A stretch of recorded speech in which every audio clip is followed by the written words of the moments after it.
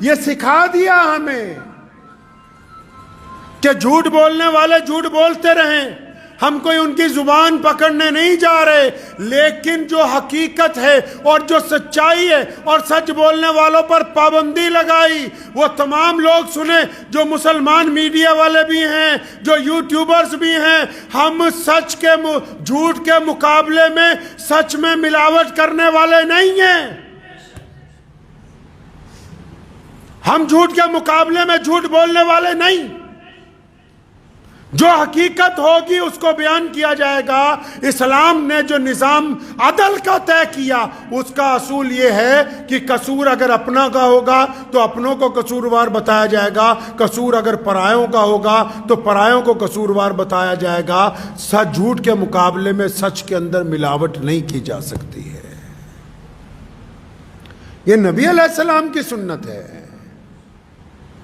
اسلام بہترین دین ہے، اسلام نے ہر دور کے قانون، ہر دور کے قاعدے، ہر ایک طرح کے حالات کا بتایا کہ کرنا کیا ہے۔ ایسا تو نہیں ناممکن ہو سکتا کہ کوئی مریض آ جائے آپ کے پاس اور اس کی حالت بڑی خراب ہو اور ڈاکٹر صاحب بیٹھے نہیں دوائی میں بعد میں دوں گا، پہلے میں اس کو دم کرتا ہوں۔ تو وہ کون سا ڈاکٹر ہوا؟ امت کو ضرورت ہے حوصلے کی، عزم کی، صبر کی، استقامت کی، کندھے سے کندھا ملانے کی، نفاق کو دور کرنے کی، نا اتفاقی کو ختم کرنے کی، تعلیمی طور پر، معاشی طور پر لوگوں کا ساتھ دینے کی۔ اب وہ تمام اگر امور کو چھوڑ دیا جائے اور صرف یہ سمجھا جائے کہ اکیلی عبادات کے بل کے اوپر ہم آگے بڑھیں گے، نہیں۔ پیارے نبی صلی اللہ علیہ وسلم نے طریقے واضح فرمائے کہ کس وقت میں کیا کام امت مسلمہ کو کرنا ہے۔ اور جو ظلم کرنے والی طاقتیں ہوتی نا، جب بندہ کرسی پر ہوتا ہے نا، پاور میں، کوئی بھی کرسی ہو، جوانی کی بھی کرسی ہوتی ہے، علم کی ہوتی ہے، اقتدار کی ہوتی ہے، بیوپار کی ہوتی ہے، عہدے کی ہوتی ہے، دفتروں میں بڑے بڑے سرکاری افسران کی ہوتی ہے۔ اور جب بندہ پاور میں ہوتا ہے تو وہ سوچتا ہے کہ میں نے تو ہمیشہ ایسے ہی رہنا جیسے آج ہوں۔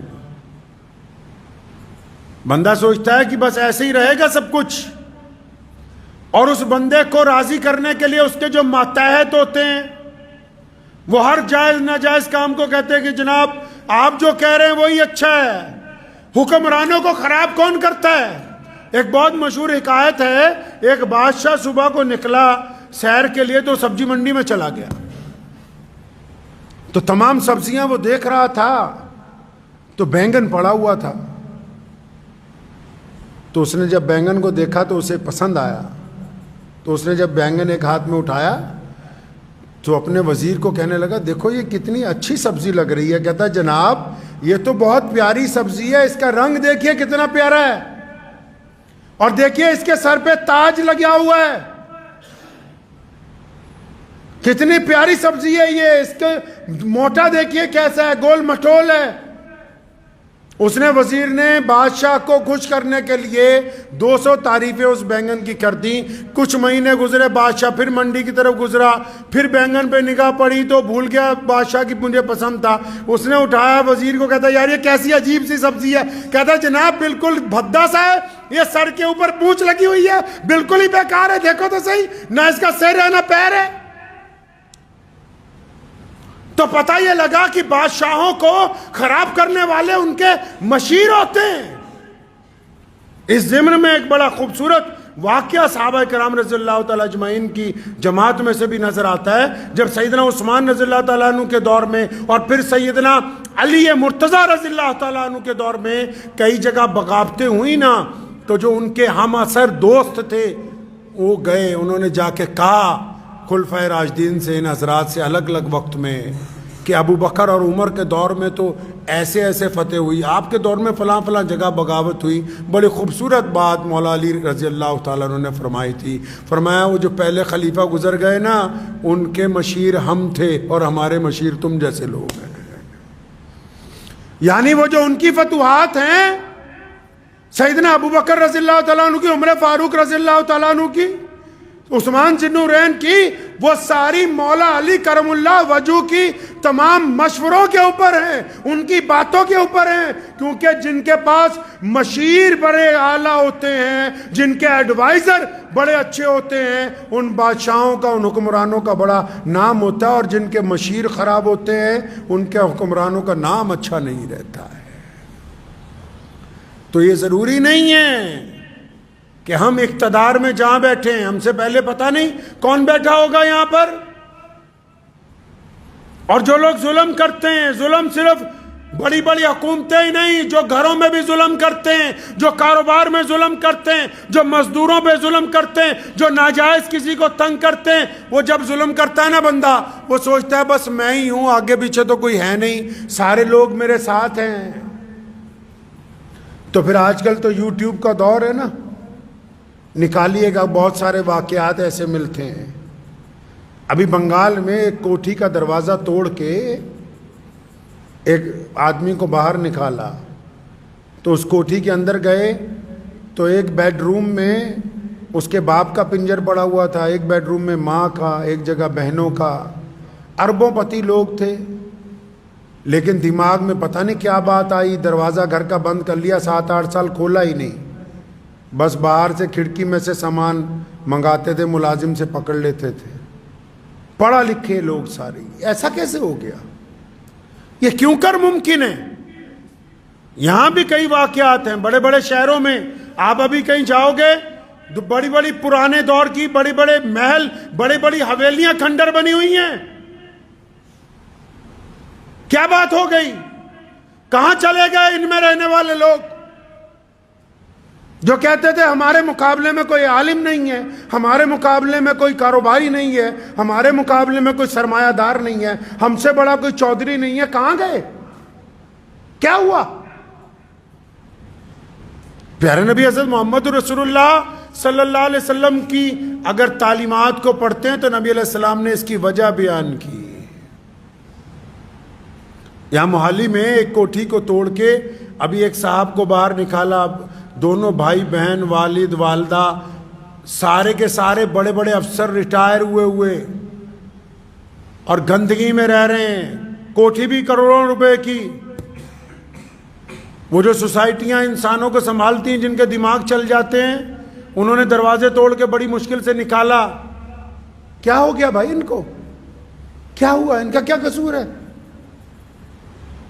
پیارے نبی علیہ السلام نے وجہ بیان کی.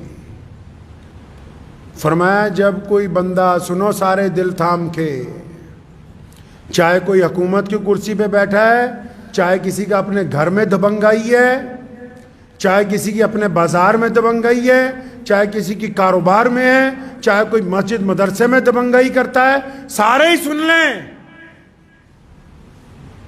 صرف یہ نہیں کہ حکومتیں سارے ہی، جس کو اللہ نے جتنی خدائی کا حصہ دیا ہے، جب بندہ دبنگائی کرتا ہے نا تو نبی علیہ السلام نے فرمایا، حدیث کا مفہوم ہے کہ جب بندہ کسی ایسے آدمی کے ساتھ زیادتی کرتا ہے جو سامنے سے جواب نہیں دیتا. ہوتا ہے نا لوگ اپنے، کوئی اپنی بیوی کے ساتھ، کوئی اپنے ملازم کے ساتھ، کوئی راہگیر کے ساتھ، کوئی چلتے ہوئے کسی غریب آدمی کے ساتھ. یہ بڑے بڑے لوگ جو جن کو کینسر ہو جاتا ہے، یہ بڑے بڑے چودھری جنہوں نے کبھی کوئی غلط چیز کھائی نہیں ہے، جو پانی بھی 10 دفعہ فلٹر کر کے پیتے ہیں، جن کے گھر میں آرگینک کھانے جاتے ہیں، ان کی چھاتی میں کینسر کیسے پلا؟ ان کو کیا ہو گیا؟ جو کہتے ہیں کہ ہم تو کبھی کوئی ناجائز چیز، کبھی ہاتھ دھوئے بغیر کسی کو کچھ لگایا ہی نہیں. کیا ہوا ان کو؟ سنا نبی علیہ السلام نے فرمایا، پیارے پیغمبر نے کہا کہ جب کوئی بندہ کسی ایسے بندے پر ظلم کرتا ہے جو آگے سے بولتا نہیں ہے، جب کوئی بندہ کسی ایسے پر تشدد کرتا ہے جو آگے سے چپ ہو جاتا ہے، خاموش ہو جاتا ہے، آگے سے کوئی بولتا ہی نہیں، چاہے وہ بیوی ہو، چاہے وہ پڑوسی ہو، چاہے وہ دیندار لوگ ہوں، چاہے وہ بددین لوگ ہوں، چاہے وہ مسلمان ہو، چاہے وہ غیر مسلم ہو، جو بھی آدمی اپنی طاقت کا غلط استعمال کرتا ہے، اور جب وہ کسی پہ استعمال کرتا ہے نا، تو جس پہ طاقت استعمال کرتا ہے، طاقت دو طرح کی استعمال ہوتی ہے۔ جب طاقت استعمال کرتا ہے نا تو سامنے والا چلاتا ہے، گالی دیتا ہے، بدتمیزی کرتا ہے، لیکن یہ جو حدیث ہے، جب بندہ طاقت استعمال کرتا ہے نا تو سامنے والا جب چپ ہو جائے، جب چپ ہو جائے، ڈر جائے، سہم جائے، خاموش ہو جائے، تو پھر فرشتے اللہ کے پاس جاتے ہیں کہ اللہ وہ تیرا فلاں بندہ یہ جو گنڈا بنا ہوا ہے، تیرا فلاں بندی وہ جو ظلم کر رہی ہے، یا اللہ جس پر تشدد ہوا وہ سامنے والا چپ ہو گیا ہے، بولتا نہیں ہے، ڈر گیا ہے۔ اس لیے ڈر گیا ہے، وہ سمجھتا ہے کہ بولتا ہوں، بولوں گا تو تھپڑ نہ مار دے، بولوں گا تو قتل نہ کر دے، بولوں گا تو مجھے تشدد کا نشانہ نہ بنائے، بولوں گا تو میری بے عزتی نہ کرے۔ جب گنڈا بندہ دبنگائی کرتا ہے نا کسی ایسے بندے پر جو اتنا مظلوم ہوتا ہے، اتنا وقت کا مارا ہوا ہوتا ہے نا، چپ ہی ہو جاتا ہے، بالکل خاموش ہو جاتا ہے نا، فرشتے حق تعالیٰ کو کہتے ہیں کہ الہی اے رب العالمین، تیرا فلاں بندہ تو بالکل چپ ہو گیا، بالکل خاموش ہو گیا، ڈر گیا۔ سنو پھر کہاں سے کام خراب ہوتا ہے ظلم کرنے والے کا، جب ظلم سہنے والا بالکل چپ ہو جاتا ہے تو رب جس نے یہ دنیا بنائی، وہ الہ جو کائنات کا مالک ہے، وہ دنیا کے لوگ جس کو ایشور کہتے ہیں، جس کو ہم اکال پرخ کہتے ہیں، وہ خدا جو تمام کائنات کا پالنہار ہے، جب بندہ چپ ہو جاتا ہے نا، پھر اللہ فرشتوں کو کہتے ہیں اچھا وہ سامنے والا میرا بندہ گھبرا گیا، سہم گیا، ڈر گیا، چپ ہو گیا، تو اچھا اٹھاؤ قلم، لکھو اب جو یہ ڈر گیا ہے اس کی طرف سے بدلہ اس کا رب لے گا، اور جب رب بدلہ لینے پہ آتا ہے بندے کی مت مار دیتا ہے، دنیا کی کوئی طاقت پھر اس کا ساتھ نہیں دیتی ہے، انسان کی مت مار دیتا ہے خدا، پھر چنگے چنگی کوٹھیاں ویران ہو جاتی ہیں، کاروبار اجڑ جاتے ہیں، جوانیاں برباد ہو جاتی ہیں، جسم میں روگ پیدا ہو جاتے ہیں۔ یہ ایسے نہیں ہوتے، یہ ظلم کی وجہ سے ہوتے ہیں، یہ ناک ستانے کی وجہ سے ہوتے ہیں، کسی کا ناک مال دبانے کی وجہ سے ہوتے ہیں، کسی کی ناک جائیداد پہ قبضے کی وجہ سے ہوتے ہیں۔ یہ کیا سمجھتا ہے کہ میں نے تو کوئی غلط چیز کھائی نہیں، میں کیسے بیمار ہو گیا؟ ارے جن پر ظلم کیا، مظلوم کی آہ میں اور اللہ کے درمیان کوئی پردہ ہے ہی نہیں۔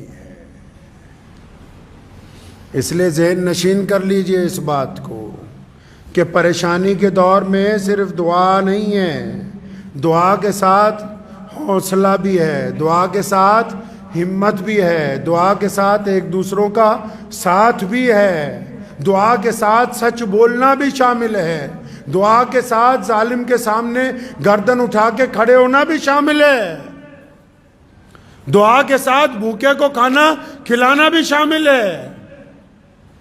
عبادات اس وقت تک کامل نہیں ہو سکتی جب تک عملی طور پر بندہ محمد رسول اللہ صلی اللہ علیہ وسلم کے احکامات کی تکمیل نہ کر دے، اس وقت تک عبادات قبول نہیں ہو سکتی۔ تو دعا کریں اللہ تعالیٰ مجھے اور آپ سب کو ان باتوں پہ عمل کی توفیق عطا فرمائے۔ کریں گے کوشش انشاءاللہ؟ ہاں بالکل۔ اور جو لوگ سوشل میڈیا کے ذریعے کسی کو ڈرانا چاہتے ہیں، سوشل میڈیا کے ذریعے غلط خبریں پوسٹ کرتے ہیں، سوشل میڈیا کے ذریعے کچھ ایسی چیزیں دوسروں کو بھیجتے ہیں کہ اگلا پریشان ہو جائے، سہم جائے، جن کا منشا یہ ہے کہ وہ دوسروں کو ڈرانا چاہتے ہیں، جب یہ وقت کی لاٹھی پڑے گی تو وہ خود خوف زدہ ہو جائیں گے۔ اس لیے ہم لوگوں کو ڈرانے والوں کے اندر حصے دار نہ بنیں، لوگوں کی ہمت بندھانے کے اندر حصے دار بنے۔ وآخر دعوانا ان الحمدللہ رب العالمین۔